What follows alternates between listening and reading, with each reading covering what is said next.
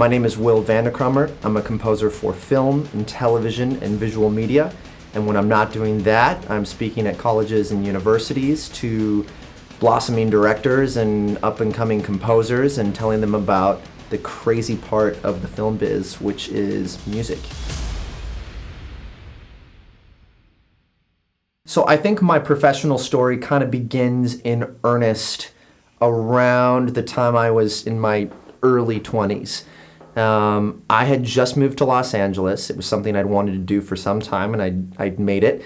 I was living in a small house, pretty small house actually, in Culver City, about a half mile away from the Sony studio lot.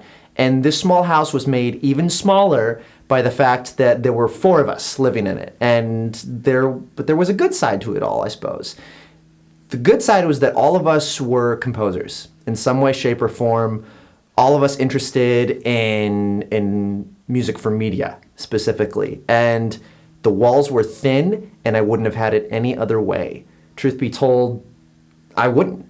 We always knew what each other was working on, and we used that as an opportunity to shore up our weak spots and lean on one another's strengths. And it was genuinely the perfect learning environment to grow as a media composer wanting to work with the orchestra. And I'd been there, I would say about 2 months, and I had been working really, really hard at getting some studio contacts. And finally, out of the millions of emails that I'd sent out, I got a response. I got a response from a composer's assistant who was working in Santa Monica. They invited me for an interview. The musical gods smiled on me. The interview went really well, and they invited me to come and intern at the studio. Now, I was in the studio for my internship for the first week, and I was spending all my time sitting in the writing room of this composer and basically just watching him write, probably breathing down his neck a little bit in retrospect, but I was loving it. And I was loving it, but with the caveat that I was feeling kind of guilty that I wasn't doing anything else in addition to watching him write, and I felt bad about it. So I went downstairs and asked the assistant, his name was Nathan, I said, "Nathan, listen, I'm loving this. I love watching this composer write, but I'm feeling kind of guilty. Isn't there, something else I should be doing?" And he said, "Dude, you're doing exactly what you're supposed to be doing. Go back upstairs and watch him write." So, as if I needed telling twice, I went back upstairs. And this experience of working with this composer and watching him work has kind of been the genesis for this course in some ways, because it kind of exposed me to what I think is the most valuable way to learn a style of music, in this case, orchestral music, and orchestral production. And this is a concept that I call production anatomy. So let's break this down for a second.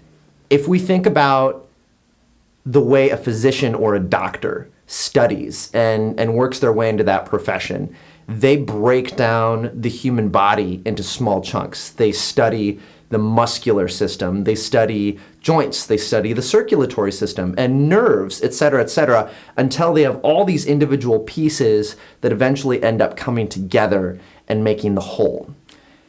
This is essentially what I got to do musically with orchestral music when I was spending my time as an intern.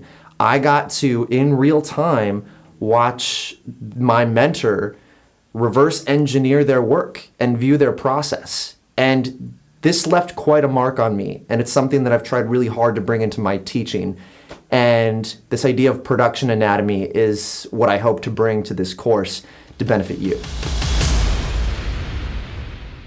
Speaking of this course, I really think it is the culmination of my most valuable teaching, learning, and professional experiences. It's going to be dense. We're going to cover a lot. We're going to talk about the nuances of style within sort of cinematic orchestral music, because there are some real kind of nuanced things we're going to have to learn that are specific to music for media and music for cinema.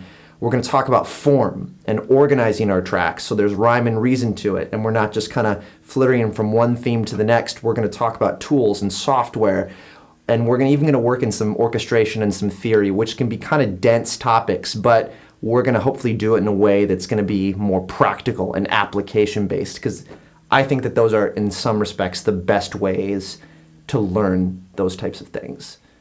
I could not be happier to be doing this course. It's my profession, my love, my passion, and I couldn't be more excited to share it with you.